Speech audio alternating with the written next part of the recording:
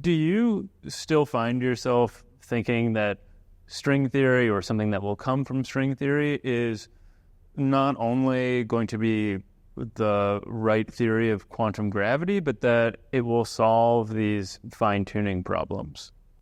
I do. I think that, first of all, string theory is sort of the... We were talking earlier about old-fashioned ways of doing physics and bottom-up and so on, and I like the fact that what we talked about most of the time today is it didn't require me to commit to any particular, still hypothetical theory about, what quantum gravity should actually be, because it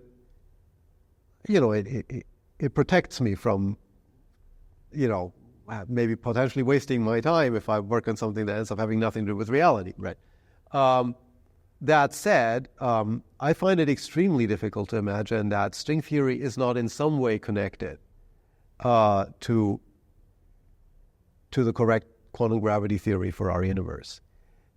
What makes it difficult is that the connection might be quite hard to trace. It's very hard to start. The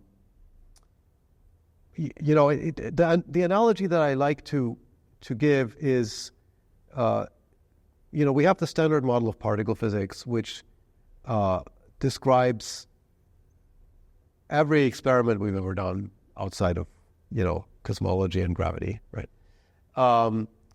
And I think there'd be very few people who would argue that what goes on inside a zebra, for example, is in some way in violation of the standard model of particle physics.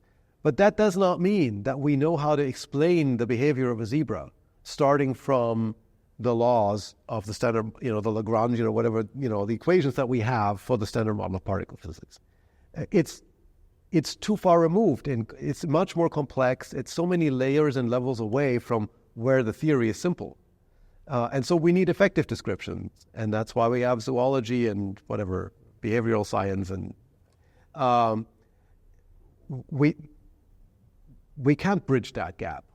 But that doesn't mean we think that the standard model of particle physics is wrong. It's just not. Yeah, it's too far removed. String theory might be simple at energy scales that I discussed earlier, where you'd have to go like 1,000,000 billion times higher than current accelerators, but we can't test it at those scales. And so then to connect the fundamental equations to what we actually see today at the low energies that we can access, well, that's very hard to do, especially if you don't understand the theory completely as we do. And I think we don't understand string theory completely. That said, there are some hints, I think, that string theory has the right ingredients to explain some of the phenomenology that puzzles us about our universe. One of the things that puzzles us, the universe is very old and very big compared to what you naively would expect if you do some estimates using the best particle theory that we have, the standard model. You can calculate how much energy density empty space should have, and it turns out it should be like many orders of magnitude more than it actually has. So you have to explain why it has so little. So Joe Polchinski and I proposed an explanation of that in 2000, which has come to be known as the string landscape. Thanks again to Leonard Susskind, who was very good at naming things. And it's based on the idea that in a theory, it used to be considered an embarrassment a bit of string theory that it likes to live in 10 or 11 dimensions, like 9 or 10 spatial dimensions plus time. And so you have to posit that some of these dimensions are sort of curled up in very tiny circles or other shapes so that we would not have seen them. And it seems to us like we have only 3 spatial dimensions. But what Joe and I pointed out is that if that's indeed how things work, there arguably are an extremely large number of possibilities of how you could curl them up. This is not because the theory is complicated. It's the same statement as saying that in the standard model of particle physics, which is a relatively simple theory, it has a certain countable number of ingredients. Well, it has a lot of solutions. if I move one electron from this side of the nose to that side, it's already a different solution, completely orthogonal quantum state. And then just look at the larger world. To say there would be 10 to the 500, no, that would be a vast underestimate. Right? Well, we argue that there are at least 10 to the 500 different solutions to how you would curl up these extra dimensions. And that was helpful for explaining why the universe could be so large and old, because in some of those combinations, it would be inevitable that some of them just have very little vacuum energy, as we show.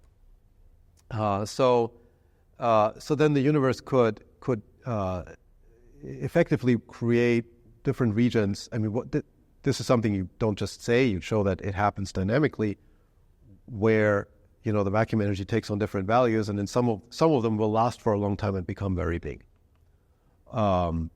So this type of argument in its most general form wouldn't have needed string theory, but we were sort of, it was kind of string theory that rubbed our nose in it. That theory gives you those, many ways. You could imagine maybe there's some other theory that has extra dimensions and many ways of going down to 3 spatial dimensions. And from the point of view of our argument, that would be just as good. But I find it remarkable that in string theory, you're just handed the ingredients that you needed to solve this problem. So I think that's one very significant reason to take the theory seriously. There's currently, to my knowledge, no alternative explanation of this. Is called the cosmological constant problem, and this is the only solution that right now is out there. That doesn't prove it's the right one, but I think it's interesting that in more than 50 years of worrying about this problem, I don't think we have another one. Another reason that I think string theory is, continues to be studied, so carefully and extensively, is that it has, it's turned out to be a very powerful tool for making discoveries in mathematics. This interplay, of course, between physics and mathematics is very old, and have been driving each other for a long time. But today, I think, in the last couple of decades, it's really evolved to a new level where entirely different fields of mathematics have been connected through arguments that ultimately came out of studying something called dualities of string theory.